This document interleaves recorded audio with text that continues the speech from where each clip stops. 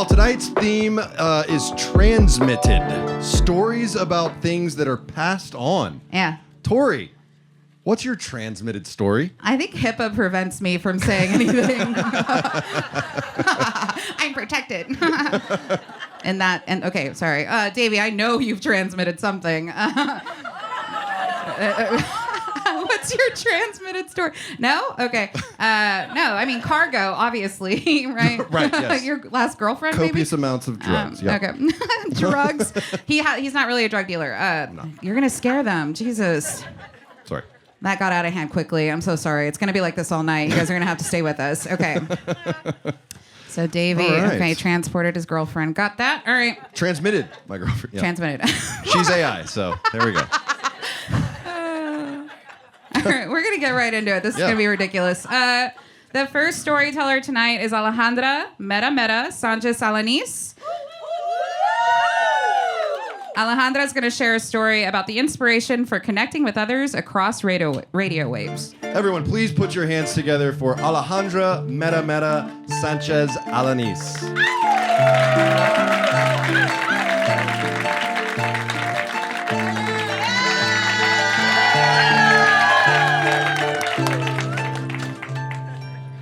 My name is a mouthful. I got it, Davey. Thank you. It was around 2005, and I was traveling to Buenos Aires. Che. And if you know the Argentine glamour, you know what I'm about to speak about. I rolled up to this beautiful museum. It almost looked like the Landa Library in Alamo Heights by Trinity. Very small, very quaint, black and white tiled flooring. As I walked inside, I had no idea whose museum it was going to be.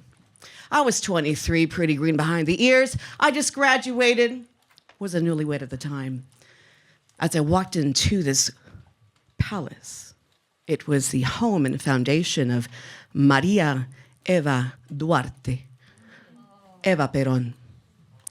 Walking into her museum, you saw the projection of her funeral procession, which was hours long.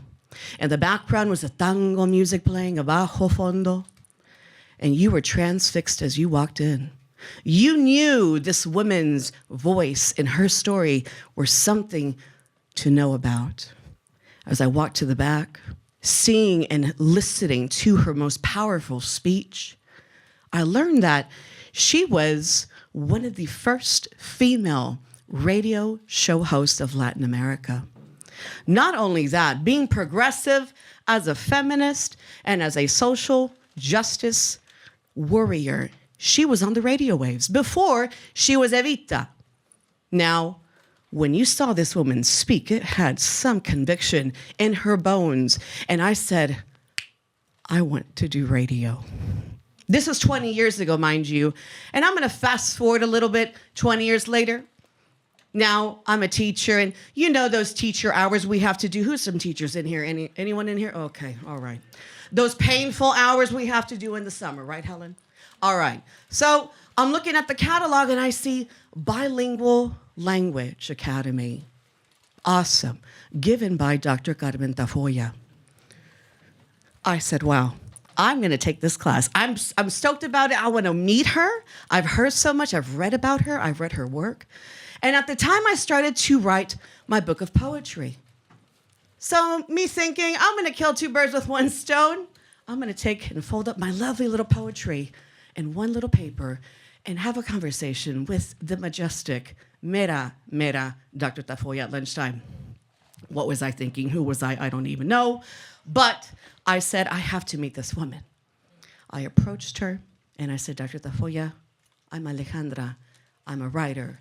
And I just want to share my work with you, but I'm also a teacher. That conversation was pivotal in my life. She told me, Ale, I would love for you to reach out to Jen Yanez Alanís, the poet laureate, Irene Lara Silva, Joe Reyes Boitiel. Here are the phone numbers. Call me. What do you need? After reading my poetry, I knew I had something going on here that was great. Fast forward 2 years later. I was doing a poetry workshop given by our poet laureate, Eddie Vega. And it was about stories about San Antonio. And I gave a beautiful story about a queer chefess, and it was taped by Powerhouse Radio. Well, this gentleman approached me after and said, I would love to talk to you next week. Is that cool? All right, cool. Who are you? My name's Armando. I'm Ale. Great. Let's hook up next week. After our conversation, sitting down in this tiny little office, he goes, how would you feel if I gave you a radio show? And I said, excuse me, can you repeat that again? The reason being is I had been manifesting a radio show for the past 2 years. My friends have always told me, Ale, that voice you have, you need to use it on the radio. Well, guess where I ended up at? On the radio. When you speak into existence, this is what I want. It found me. It found me. And Armando was so gracious, and he said, what are you going to call your show? And in that instant moment, Dr. Tafoya came into my mind. Plática. This would be called Plática y Poetics. I want to spotlight San Antonio's artists and our poetry and our literacy and all of the artists of San Antonio. And I've been given that beautiful opportunity. Thank you, Armando. Thank you, Dr. Tafoya. Not only that, I said I had her in my mind for one of my first interviews. Now, it was probably a Tuesday or Wednesday. I'm a teacher, so I'm doing the teacher saying after work. And I called my good friend Alex. I said, Alex, girl, we have to go to Dr. Tafoya's house. We are doing the interview at Dr. Tafoya's house. You're going to come with me, girlfriend. Let's do it. She is my photographer and lovely poet as well. So she meets me at Dr. Tafoya's house. We're both very nervous, okay, walking into Dr. Tafoya's house. Beautiful home. It's as if you walked into your tia's house with every picture on the wall, letting you feel at home. The vibe in there was of Mexico, of our Latinidad, and I felt under a spell, but of confianza, which is trust.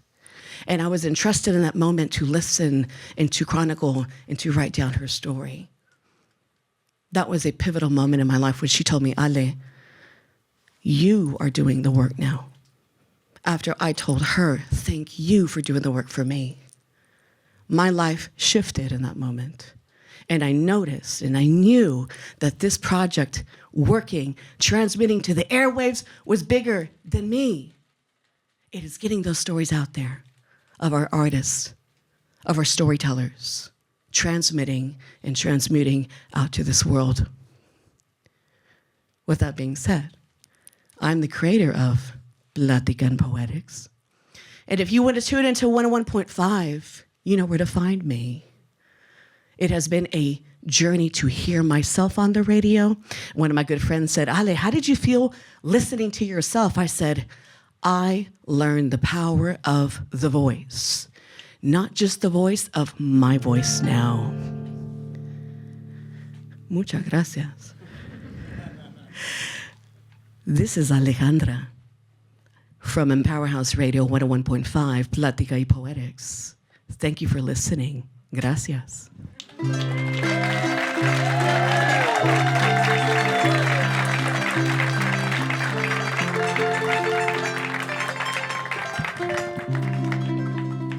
you have a radio voice? I do. What does Very it sound much like? Do it. Do it.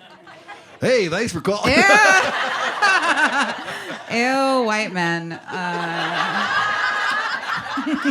Go to the stage right now. No. I hate it. Stop. Okay. All right. That was great. Give it up for her one more time. Stories are important. They are.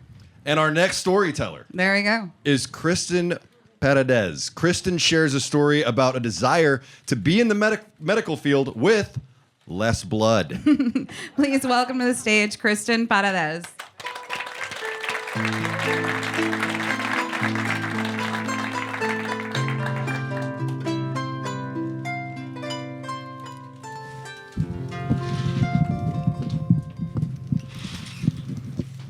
Hello. Hello. The year was 2008, and I was 13 years old, so rightfully, it was time to start thinking about the future. So me and my parents devised a plan for me to become all that I could be, which we decided would be a doctor. Simple. The future was planned out.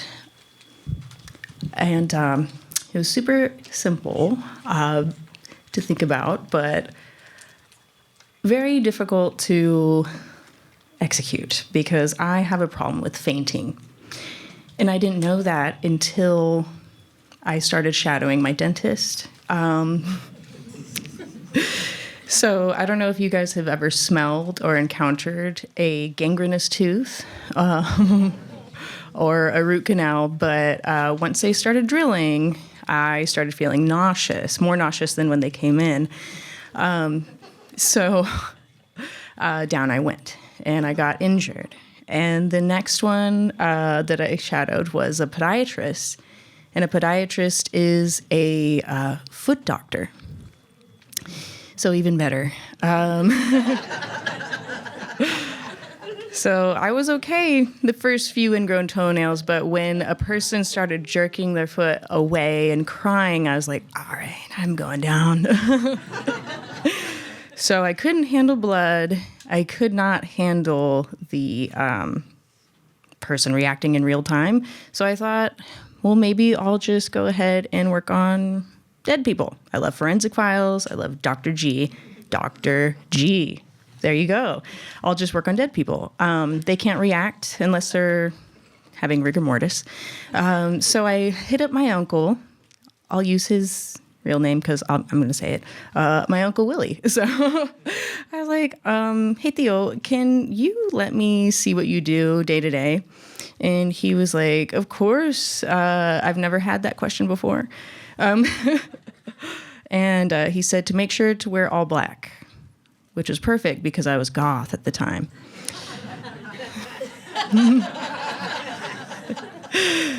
So I rolled up with my mom at the funeral home. I stepped out of the car and went to his office, which was, of course, filled with caskets and urns. What else? And just looking at the caskets, I was like, oh, man, that makes me claustrophobic just looking at it. So, nope, we're not doing that. We're getting cremated. Somehow that's more appealing because the urns were cute. The urns were like pink and yellow or whatever color you want. And there was ones for people who were into or they served in the military. The one that baffled me was the camouflage urn. Go ahead and fill in the blank with a joke because, they're dead. Who are they hiding from? So after that, my uncle was like, well, let's go and look at the morgue. All right, here we go. Let's see if I can handle that. So we go out to the ice box, that big portable. So we go up the steps. And on the last step, he turns to me and said, now prepare yourself because there's a fella in here getting embalmed.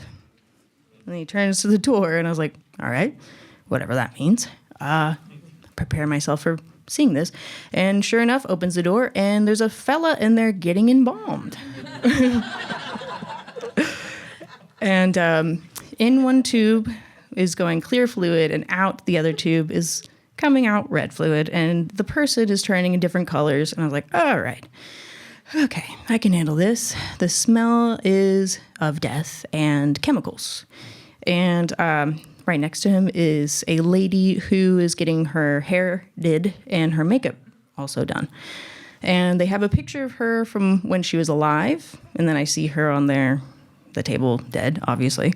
And they're trying to color match. And I was like, oh, God. What if I die on my face,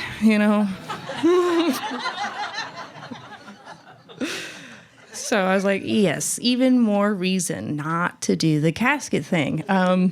Caskets are out.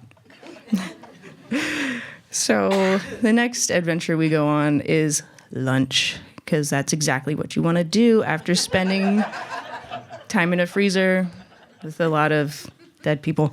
So we got burgers.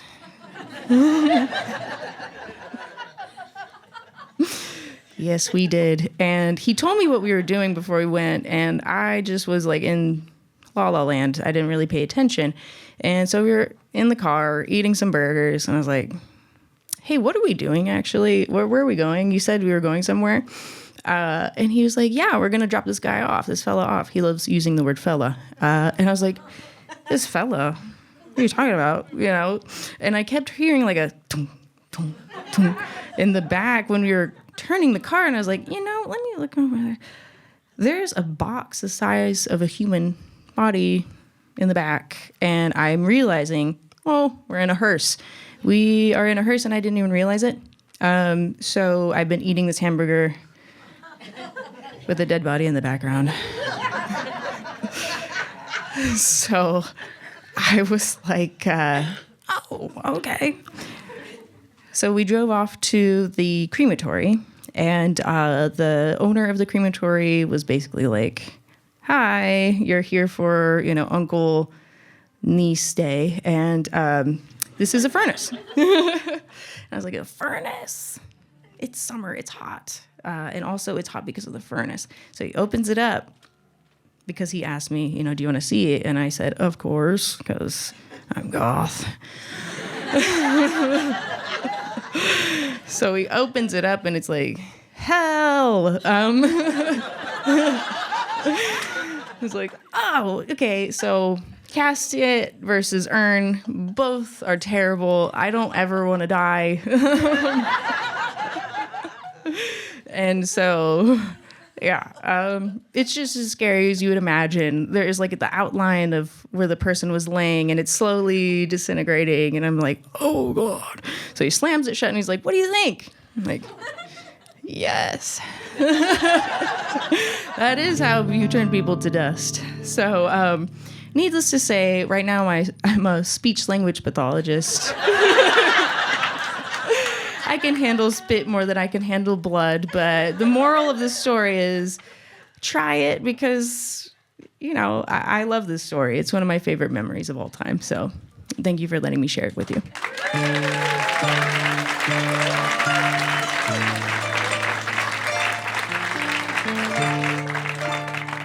What did you think about that? I am so queasy. This is great. Yeah. But you want to do cremation? You want to be buried? What's your... I'm with her. I just don't want to die ever. Okay, yeah. We're just going to stay alive. Yeah. All right, sounds good. Our next storyteller is Elliott Weisberg. Elliott shares a story about his first TV broadcast and how animated guys are sometimes more wholesome on TV. Everyone, please put your hands together for Elliott Weisberg.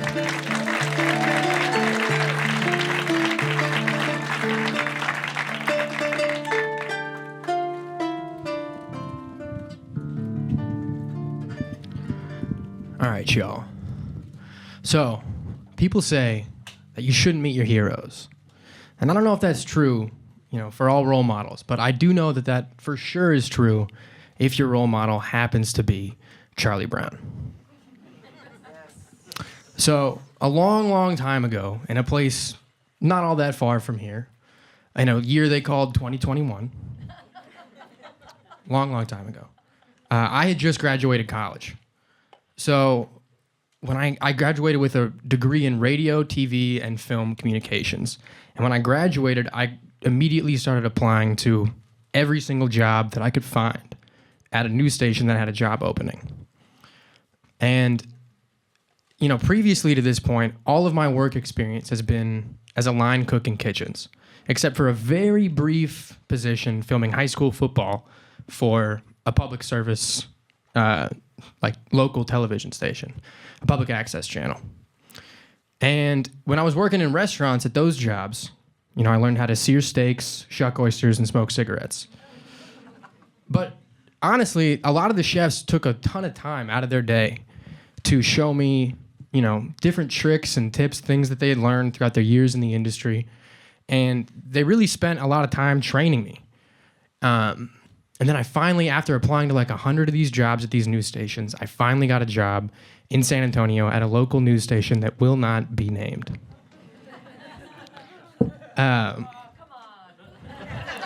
If you do your research, you can probably figure it out.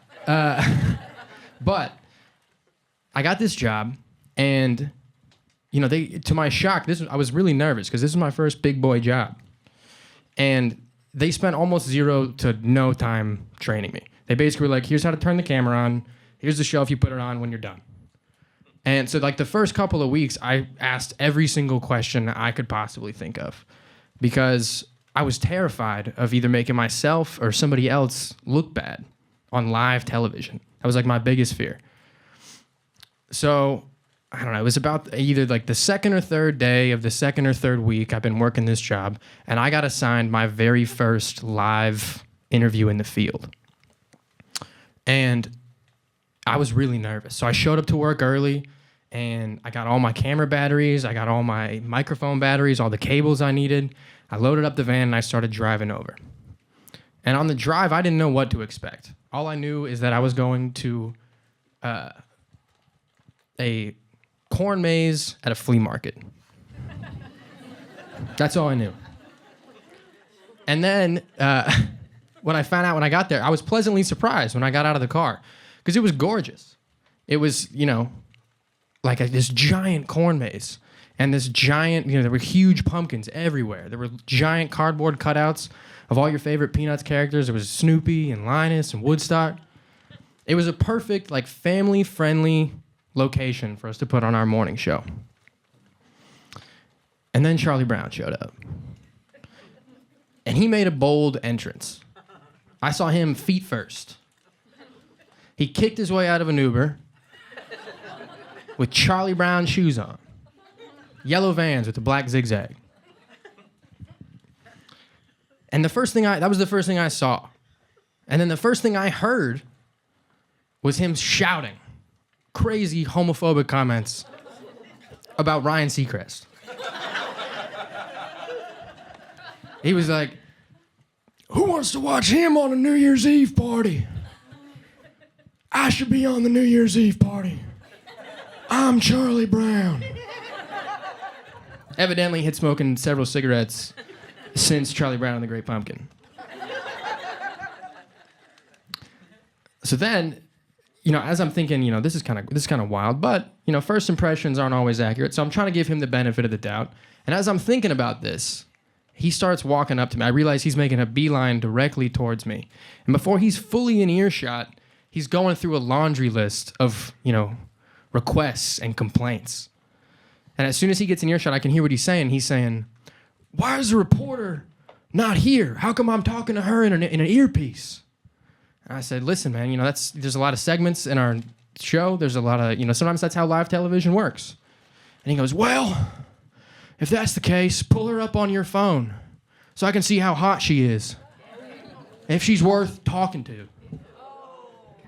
I was like, "Sir, I'm not going to do that for you. Absolutely not. Here's your microphone."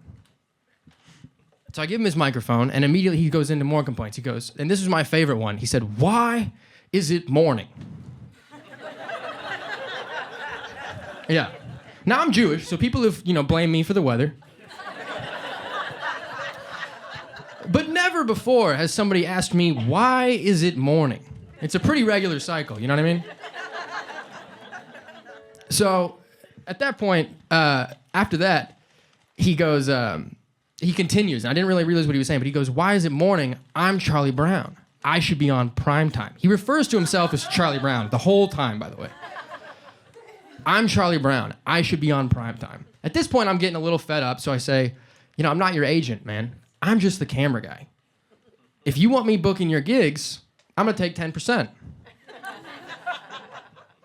And then his eyes widen, and he takes a pause, and he leans in real close, and he bends down, and he reads my name off my name tag. And he says, "Elliott Weisberg. You wouldn't happen to be a Jew, would you?" I said, "I certainly am, man.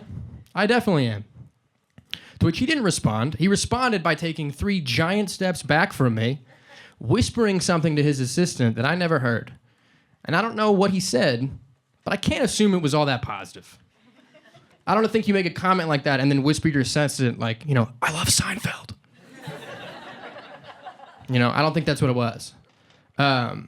So that's what he doesn't say anything directly to me then the entire rest of the evening or the rest of the morning. So now it's time for the interview. And he puts the earbud in and then he won't spit his gum out. I'm sure you guys aren't going to be shocked by how this is going so far, that the interview didn't go great. He was chewing gum like a cow the entire time, loudly into the microphone, so much so that it's overpowering the volume of the questions that the reporter is asking. One of the questions obviously was, what was it like to be Charlie Brown? In Charlie Brown and the Great Pumpkin, what was it like to voice that iconic character? To which he replied, well, I'm going to be honest with you. When you're in prison, surrounded by murderers and rapists, it's important to remember that the answer to life is love. Now, we're on live television. It's essentially my first day. I don't know if I should cut his mic, if I should turn the camera, if I should just start filming corn. I don't know what the fuck to do. I don't know if I'm supposed to say that. Sorry, Tori.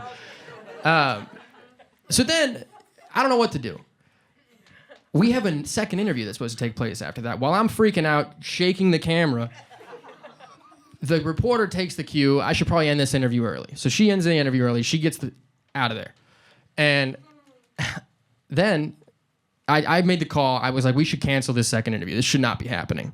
Which I was glad to not have to do a second interview with this guy. But then I looked at the owner of the corn maze, who has now realized that the guy who he has hired to spend the next 3 days with signing autographs for families and children is a complete lunatic.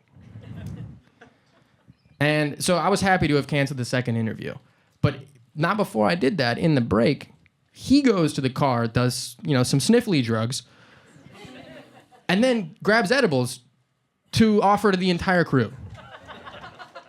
And I was like, no, I'm at work, and it's Texas. Unfortunately, if I could do edibles with Charlie Brown, it might make this whole thing worth it. So I wasn't able to do that. I'm packing up the van. I'm driving home. And somebody made the horrible call to ask him what he went to jail for. Which he replied by saying, somebody stole my Snoopy. Which we later found out was code for I stalked my ex-girlfriend. And the plastic surgeon who she left me for. Because I felt the need to give her death threats and him death threats after they had left me because I paid for her new breasts. Quote unquote. So, people always say you shouldn't meet your heroes. People always say first impressions may not be accurate, but I'll let you be the judge.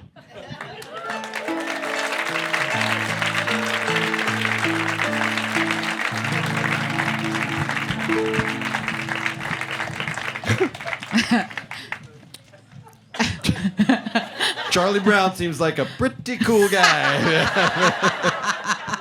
Yeah, he sounds hot.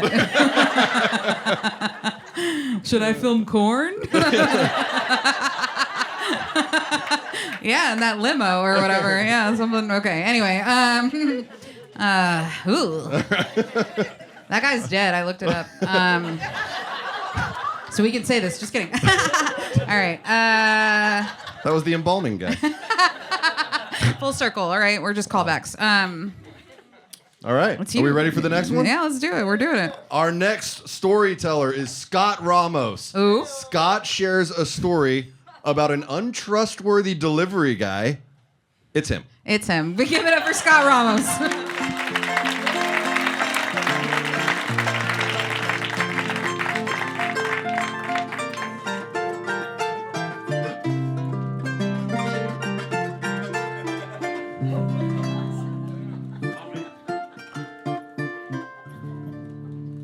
Nice descended shirt. Good shit. Yeah, I'm the untrustworthy delivery driver. Thanks. It's weird, so as a delivery driver, dudes ask questions, but it's only dudes. And the first question is always has anyone ever answered the door naked?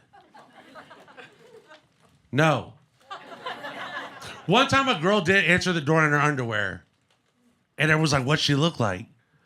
She looked like me. Slow down.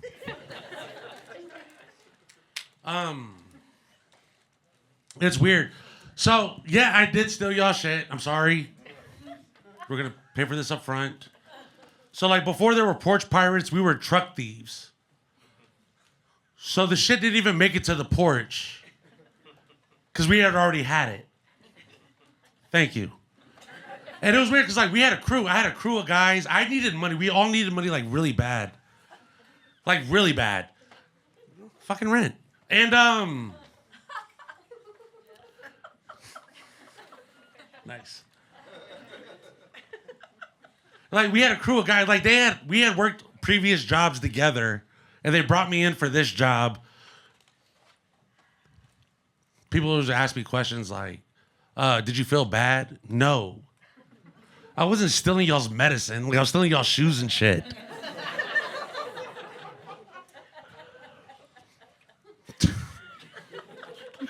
You know, all right, another one I get is like, what was the hardest shit to sell? I got a dildo. Like, would y'all buy a dildo from me? Albeit, it's still in the case. But I can't tell you where I got it from.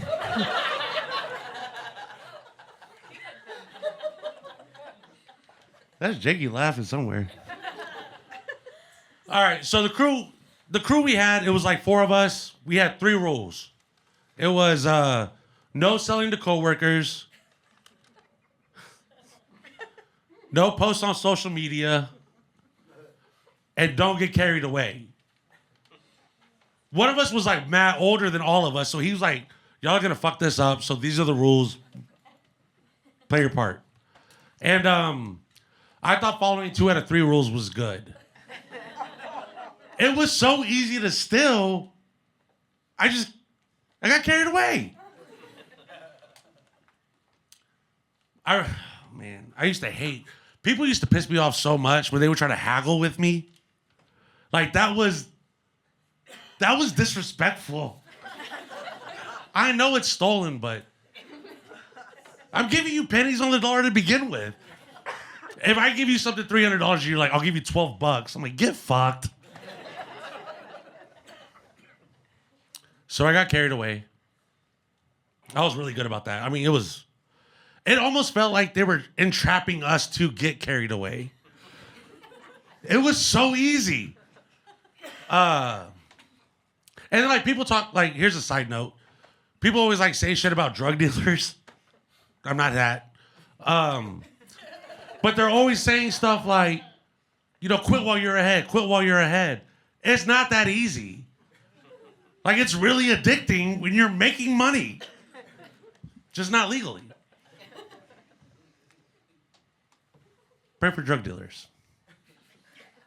And the funny thing is like, if you do stop stealing shit, like 30 days from now, the bill man still comes. Yeah, he gets it. My man. And I found out why rule number 3 was don't get carried away after I got carried away, because then it leads to an investigation. And I got investigated. But I mean, the crew was smart. We had a mole on the inside working with us. So, like, as the investigation's happening, we're getting all the information with us. So, and it was weird. Like, I would do my route. Like, I would just drive, and I would notice cars in the warehouse on my route. Right? That doesn't make sense. It's like, oh, he's following me.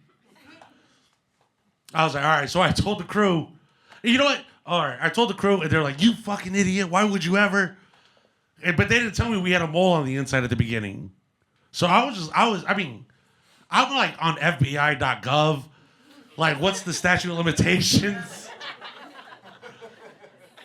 Every day it felt like a raid was going to happen at my apartment. Dude, I had so many fucking sleepless nights. Like, like bags under the eye, sleepless. Like, I remember a coworker was like, hey, Scott, are you okay? And I can't be like, oh, they're investigating me over there. No. So I thought like the coolest thing I could say at the time, I was like, let's just say there was Coke, there were straws, nobody was drinking. Hell yeah.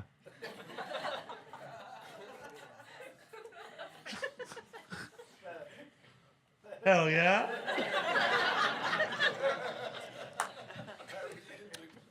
He gets it.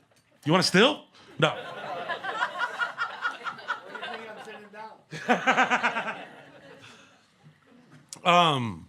So it came out, the investigation did its whole thing. They ran its course. And I guess I did good by stealing y'all shit. I beat it.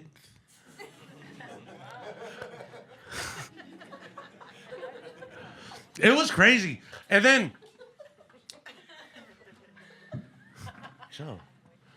it was like it got to the point where like they're like, yo, just stop. The crew was like, stop. You can't do this. The three of us will take it from here. And I kept working there, and I was just like, all right, I'll never do this again. But then the bills come. I was like, all right, this time, you know what? Just 1 or 2 a month. That's it. I'll never do it again. I swear. And then, nice. Gotcha. And then I was like, all right, I'll just do 1 or 2 a month, and I'm done. And my check got shorted, and I fucking quit. Now, a lot of people are always asking, like, what if it happened to you? Well, you know, Karens. And it did happen to me. I got my girlfriend a really bomb-ass Christmas gift, and it got stolen. And you know what? I'm an adult. I charged it to the game. Thank you.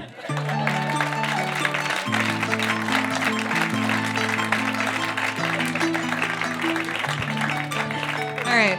Delta 965 cops come in. We got him. That was so fun. Was that a stealing TED Talk? That was crazy.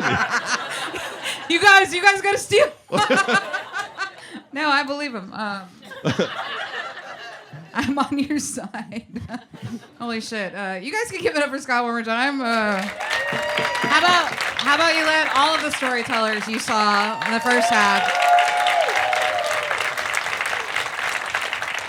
Are we ready? Are you? I'm so ready, guys, because our next storyteller is Vivian Chappell. Vivian shares a story about community work and her affinity for people that enjoy people. Please help me in welcoming Vivian Chappell.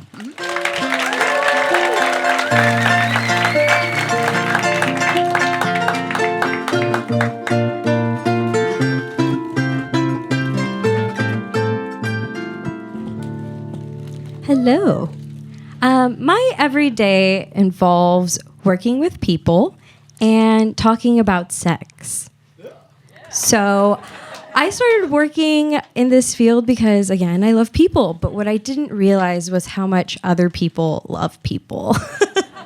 So 10 years ago, I went to UTSA. I went thinking I was going to go to medical school and then quickly realized that I didn't want to wipe butts and smell body fluids. So I did the next best thing and went to school and got my degree in public health.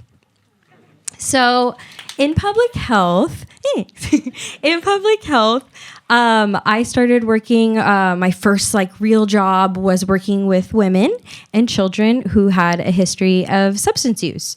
So in that job, I would take them to rehab, pick them up from jail, and also lead sex group talks. And that's when I realized how important it was to talk about sex, because I'm in a room of about 40 women, and we're all there. We're all at eye level. Well, for me, it's eye level when people are sitting. And and we're of all generations, and everybody gets so uncomfortable with this conversation. I bring out this bright purple dildo, And everyone makes the most like, oh, gross. What are you doing? Put that away. Like, that's so aggressive. And I'm like, yes, penises are gross and aggressive. But you also let that enter you. So we have to have this conversation. How to properly put on a condom. So that was me. I would walk in and talk to them. And I realized, again, how important it is to talk about sex. A lot of people in that room were just as clueless as I was before I decided to join that field. And when I would talk to them, I would get a lot of good energy and good feedback. Like everybody was like waiting for someone just to start the conversation. And so now that's all I do. All I do every day is talk about sex. My current job involves talking to people, again, of all walks of life and just telling them about the dangers of sex and sexually transmitted infections. I specifically talk about, how they're transmitted. I get a lot of questions about, can I get it from sharing a bathroom, toilet seat? Can I get it from sharing drinks with somebody who's positive? And, I'm like, no, that's not quite how it works. You get it from anal, oral, and vaginal sex. And it would come through semen and it would come through blood. But remember, only through the holes. That's the main takeaway. You can't get it from drinking the same drink and sharing the toilet. And so, as you can imagine, I meet a lot of different people, have a lot of stories, but there are a few that have really stuck with me. This first one that I wanted to talk about was a story about a guy. Oh, and before I start, I will let you know that some of these stories were changed due to HIPAA and confidentiality. So nobody can claim them. But there's this guy who comes into the clinic and he tests positive for syphilis. Part of my job is to make sure people are properly treated and also have all the information they need. And another question I ask is for their partners. Syphilis, you can get infected again. So it's important if you're getting treatment today that your partners get treatment before you guys have sex, because then you're just passing it back and forth, back and forth, back and forth. So as I'm explaining this to this guy, he's super uncomfortable. I walk in, he's like, you look like you'd be my daughter.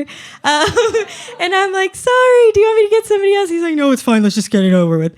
And so I comes again where I'm like, okay, sir, so is there any partners I can reach out to offer testing and treatment? And he was like, so this is confidential, right? And I'm like, yeah, 100%. Like, I don't care who you have sex with. All I care about is you getting tested and your partner's getting tested and treated.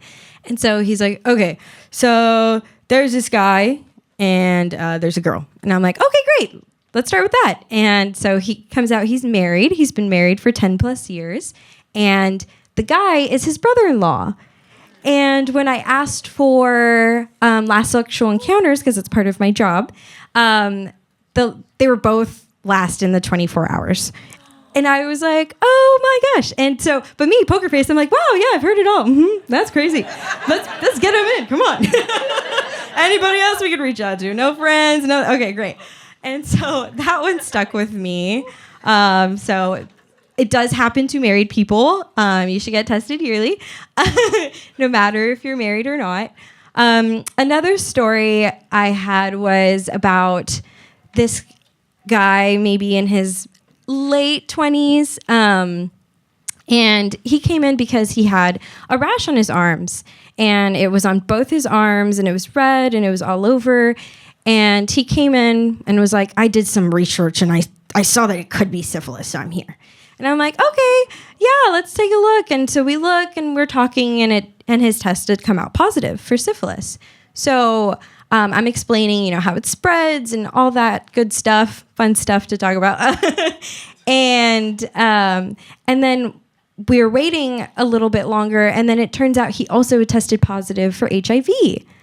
And he was not aware. He didn't have any symptoms, didn't have any signs. He was literally just there for the rash on his arms. So when we start talking about that, he gets real quiet. I give him his space, and then we talk about how it's great that he had the rash. And I always tell patients that, where it's great you got a sign or symptom, because most people don't. And then they don't get tested.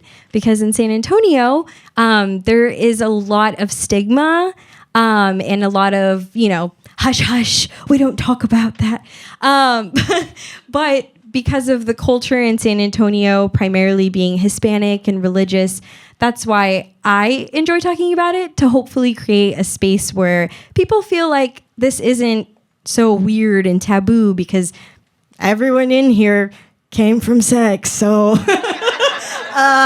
kind of got to talk about it. And so another story I had was based on this. Another part of my job is also reaching out to moms who are pregnant. Pregnant people are pregnant because they had sex. And there's people who get prenatal care. There's people who don't get prenatal care.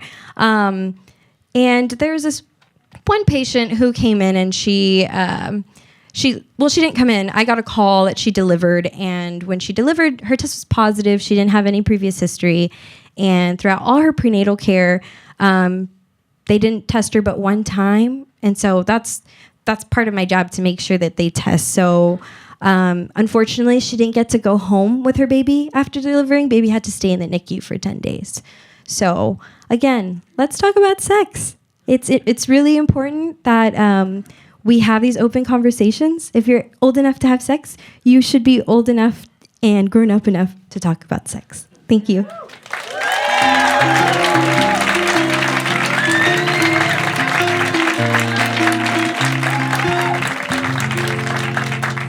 I love her. One more time for Viv.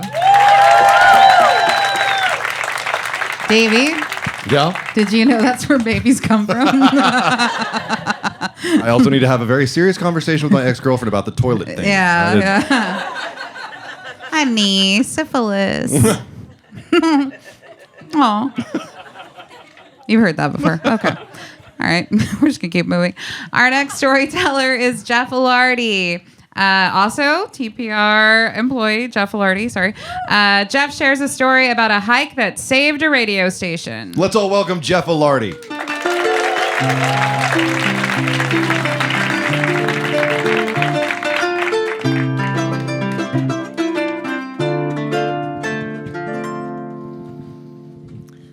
The article in the paper the following day would read, "Mudman saves the day for Hawaii Public Radio's Spring Pledge Drive." But no photograph would be attached.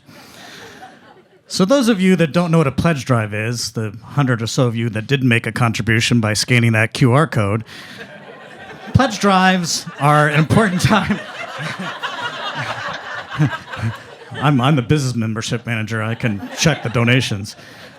So the pledge drives are an important time for us in public radio to raise funds to continue doing the programming and continue the operations of our radio station.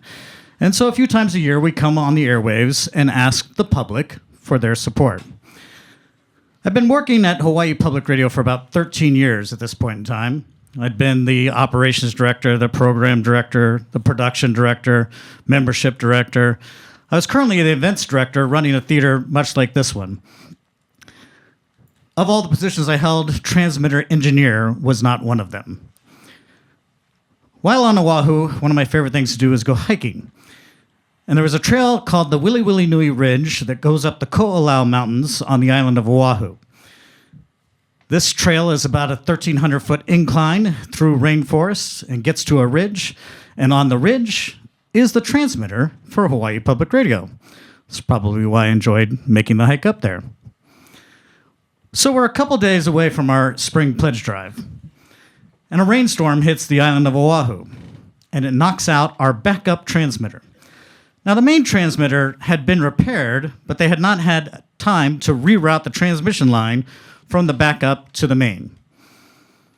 There's only two ways to access this transmitter. One is by this lovely hike I just told you about, and the second is by helicopter. But there's a rainstorm, and you can't fly a helicopter up to a ridge in a rainstorm. And plus, even still, you'd have to schedule the helicopter ride, and that would take days. So the chief engineer, a good friend of mine, talks to the general manager and says, hey, Jeff likes making this hike up there. Maybe we can ask Jeff to hike up there. I can walk him through the steps of rerouting transmission line. So they asked me, Jeff, would you like to make this trip up the mountain to reroute transmission line? Of course, the first thing I said is I have no idea how to reroute transmission line. But the engineer says he's going to walk me through it step by step. It'll be easy peasy, no problem. Okay, well, I have a couple of things to consider. First of all, it's early afternoon already. It gets dark around 6:45 p.m. year-round in Hawaii. So I have limited daylight left. The other thing is that they've informed me that there's lightning headed into the area. Being around a large metal tower on a mountain with lightning is not a good idea. But they're going to inform me. They're going to keep me updated with the weather forecast. So I think it through, and my option is I can sit around all afternoon writing rental contracts for the theater or take on this challenge and save our pledge drive. So I decide to take on the challenge. I go home to get my wife's truck. She has an all-wheel drive vehicle, and from the trailhead to the transmitter, it's about a 2-hour hike. But there is a road that you can drive up if you have access to the gate and an all-wheel drive vehicle, and you can get up about halfway. So I get her truck, I drive up about halfway. Now that gets you up about 300 feet. The rest of the 1,000 feet plus is 90-degree angle straight up through rainforest, and it's pouring down rain. So I begin the hike, and it's, a couple feet up, 1 feet down because you're slipping and sliding. Trudge up through the rainforest. I'm getting just soaking wet, mud everywhere. But I'm on the phone with the station. They're keeping me up to date with the weather forecast. And of course, I'm complaining that I have mud everywhere. So I finally get up to the transmitter site. And underneath the transmitter is the room where the transmission line is. It's about a 5-foot high ceiling in there. And the transmitter line runs through like plumbing pipe, like you'd see going to your house. It's like 5 to 6 inch pipes. And so basically, as the engineer's taking me through this process, I'm like a plumber, really. I mean, I'm just like adjusting plumbing piping and with the elbows and everything. So I go through every single step. And you know what? I'm feeling pretty good about this, actually. I'm like, okay, this is not that bad. We get up to the transmitter, and now the engineer, my friend, tells me, okay, one of two things is going to happen. One, the transmitter will come on the air. Two, you've made a mistake, and when you flip the switch, it'll blow up. I don't like number two. So I'm like, let's go back and walk through all those steps again. So we go back downstairs, and I go through every single step. This time I make sure everything is super tight, well connected. I'm feeling a little bit better about number two. It's now like a made-for-movie moment. Cue the suspenseful music. Beads of sweat coming down my forehead. Shaky finger headed towards the switch. I flip the switch and nothing. The station doesn't come on the air. I don't blow up. I'm like, what the? I'm trying to restart my heart. And my soon-to-be ex-friend, the engineer, says, oh, I forgot a step. This is not what I want to hear. He's like, there's a fail-safe switch that keeps both transmitters from being on at the same time. I forgot to have you take that off. No big deal. It's easy. Just go around the back, turn it off. So I do that. I go turn it off, come back. Now I'm back to one. Station comes on the air. Two, I blow up. Cue the music, sweat, shaky finger. Flip the switch, and all things considered, the afternoon news program comes across the speakers. I've saved the day. All excited. I've got word from the station that the lightning is about 30 minutes away. So I'm hellying down. Oh, helly means hurry. Hellying on down the mountain. Get back to my wife's truck. Being the good husband that I was, I came prepared. I brought a change of clothes. I brought jugs of water to wash off with. And I brought a garbage bag to put the muddy clothes in. I'm not driving back in my wife's truck full of mud. So I do that.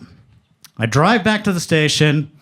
And I get to the station, and unbeknownst to me, the local reporter for the advertiser had been writing this story, Mudman Saves the Day, for Hawaii Public Radio's Spring Pledge Drive. I walk in, the entire staff is assembled there. Round of applause as I walk in. The reporter is there, and a photographer ready to take a picture of Mudman. But I'm squeaky clean. Well, they didn't get their picture for the paper, but it did save the spring pledge drive. And as you heard, we're having our pledge drive here at Texas Public Radio. We're not asking you to climb a mountain through the mud and rainforest and all that stuff. All we're asking you to do is scan this QR code and make your contribution. Thank you.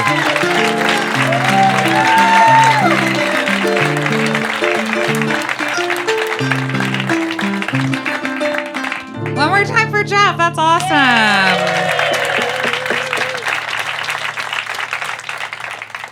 Would you save public radio by hiking? No. Jesus. I have skinny legs. Yep, I can. We can see them. He's so. Oh, sorry. I'm sorry. I will look at you. Okay. Davey, it's the last one. Are you sad? I am kind of bummed that we're at the end, We're but at the end, yeah. But our next storyteller is Becky Garcia, and Becky is going to share a story about a visit to an STI clinic that could have gone better. Please welcome our last storyteller, Becky Garcia.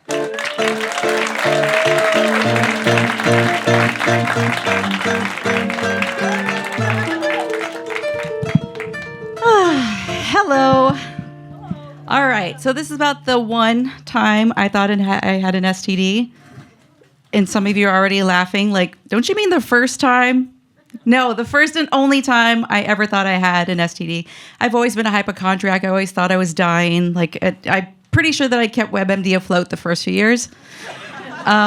Just always worried I was on the verge of death. Anyway, so I remember one time in 5th grade, we had an AIDS day. We learned all about AIDS. And so we were invited to place our anonymous questions in a fishbowl, and then an adult, a sex expert, just an adult, probably the gym teacher, you just pull out your question. And my cute little question, I was so excited they read it. They're like, okay, this question is, if somebody with AIDS pees on a toilet seat and then I sit on the toilet seat, will I get AIDS too and or pregnant? And I'm like, wow, pretty advanced for a kid already using like the and or statement. But also kind of dumb. I'm like, I have no idea how babies are made or how diseases are transmitted. But I also had the foresight that I'm like, you know what? I'm probably going to frequent dirty bars when I'm older, and people are just going to pee anywhere, and I'm just going to sit on it. I've done some of that. So flash forward about 10 years later, I'm still just as vigilant, and so I'm caring about my reproductive health at this point. And so I go to Planned Parenthood. Shout out to Planned Parenthood. Yay. I love Planned Parenthood, even though I got on Depo-Provera, and I probably have a brain tumor. No big deal. But back then, they were like, oh, it's probably just going to make your bones brittle. And I'm like, I'm never going to be old. Psh, whatever, let's party. And I did. I did so much. Every time you would leave Planned Parenthood, they give you like this brown, crunchy paper bag, just like, no exaggeration, probably like 500 condoms. 500 condoms. And they just send you out there. Like, you can't hide those. You're just walking around the street with this big old bag of condoms. Like, I don't know, you look like a sex wino. You're just like, people can see you and like, there's the whore, there she goes. We know what she's gonna do. And I'm like, you don't even know my life. I'm a monogamist. I care. Get a job, sex hobo. Yeah, and I do care about love. I'm a monogamist, for the most part, anyway. I do. I love love. One time where the story goes is that I let a boy move in with me way too fast, a very new boyfriend, and I just let him move in. I don't know if it's because like I thought, hey, he's obsessed with me, or maybe he's just like a beta male. I love beta males. And I was like, he's being bullied by his roommates. Okay, that's something else. So I let him live with me. And a few weeks into living with each other, we noticed that we're both getting these bumps in our region. And I'm like, oh, great. Like now I have like herpes or genital warts. I don't know what this is. And so we're like getting real accusatory. I'm like, hey, like I didn't think I had to like say it because like you're living in my home. Like this is like, we're exclusive, right? He's like, oh yeah, no, I didn't do anything. Did you do something? I'm like, no, I didn't. I'm like, well, I guess we'll just go to the clinic, I guess. So he doesn't have a job, so he just goes to like a STD clinic, and I had benefits. So humble brag, I went to the doctor. I was doing well. I was doing well for myself. I get to the doctor, and like immediately they're like, well, we want to do labs right away. So let's just do that first, get it out of the way. So they send me down to the lab, and I start getting my blood drawn. And this lady, she's just not lady, she's a nurse. She's a professional. Just some random woman. She has all these vials, and she keeps looking at like the order form, and like, you know, she starts sticking me and stuff and switching them out.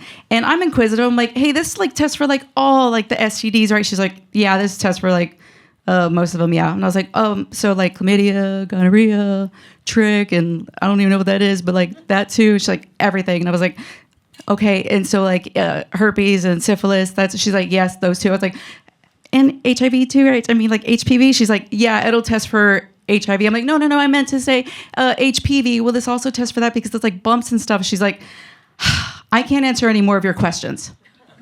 Real stern with me. And I'm like, bitch. Wow. Okay. And I'm like, I'm sorry. It's just, that was my last question. She's like, I know, but I can't answer any more of your questions. Okay. I just can't. And I'm like, this is my one body, my one life. I'm curious about it. I'm like, well, like, I need to know, like, what's going on? She's like, look, I just can't talk about it. I'm like, oh, so you just don't know the answers to my questions because you don't know about blood? Is that what it is? Or you just don't want to tell me? She's like, oh, no, I know all about blood. That's how I got this job. I just don't want to tell you anymore. And so I'm like, you know what? That's not good enough for me. I need to speak to somebody who can answer my questions. Is there somebody that I can speak to? She's like, well, yeah, you can speak to the doctor. I'm like, oh, yeah, that makes sense. I was like the manager of the nurses. Got it. So she sends me back to, well, also, like, at any point, like, I'm so mouthy, and I'm just like, at any point, she could have just, like, grabbed that little tube and just blown in it and been like, now you have HPV and an embolism. But she's better than me. So she stitches me up, and she sends me back down to the exam room. I'm ordered to take off my clothes, put the robe on, lay down. I do all these things, and then in walks this cute little lady who's my doctor for the day, I guess. And she's just like, Miss Garcia, you have the bumps. She says that with the door still kind of open. I'm like, that's against HIPAA. You can't just tell everybody what's going on with me. She closes it, and she's like, all right, let's have a look-see. And I'm not trying to make fun of her accent. I don't know where she's from. She's adorable, but she sounded like a cute little robot took ESL classes. Basically, that's how she sounded, wherever that's from. So I'm in there, and she's looking at my inner thighs and stuff. And she's like, oh, yes, very bumpy, very bumpy. Oof, oof. That's not a good sound ever to hear, the doctor. And then she goes, you have lots of hot sex. And I'm like, thank you. I mean, I think it's pretty standard stuff, but, you know, whatever. It's another day at the office for me. So she's like, yes, very, very hot. Lots of heat coming from this area. Just, oh boy, it's just so hot, so much friction. And she's like, it's probably just your sebaceous gland just being overactive. I see things like this all the time. It's just the heat and the friction, just a lot of this. I'm like, she's doing Miyagi moves on me right there. She does that. She's like, but let's go ahead and let's take a look inside. I'm like, is this my doctor or Dr. Ruth? She's so cute. So she's like, all right, let me go inside. I'm like, all right, well, have fun. Be safe. Whatever. She has a headlight on, like she's gonna go spelunking in the cave that is my body. So she goes in there, she looks around, and she's like, well, I don't see like any lesions, no abnormalities. Everything looks pretty good. And oh, I see your period is coming. Ew. That's a weird thing to say out loud. But I'm curious. I'm like, wow, how do you know? And she's like, because I'm staring at your mucus plug. And I wanted to be like, barf. But then I thought that was kind of cool. Like, she actually sees like the future in my vagina. Like, wow, you know, that's pretty cool. Like, is there like a farmer's almanac in my vagina? Like, she's like, and I think in the next 2 weeks you should plant perennials and watch out for the peas, pipes, plants, people, pets, peanuts, all those things. I don't know. I was like, man, that's pretty badass. Like, I got like a magic 8-ball in my vagina, basically. And so, like, I'm like, well, what else do you see? Like, I just start shaking. Like, what do you see? Will I ever get married? She just looks up like, ask again later. Thank you, guys.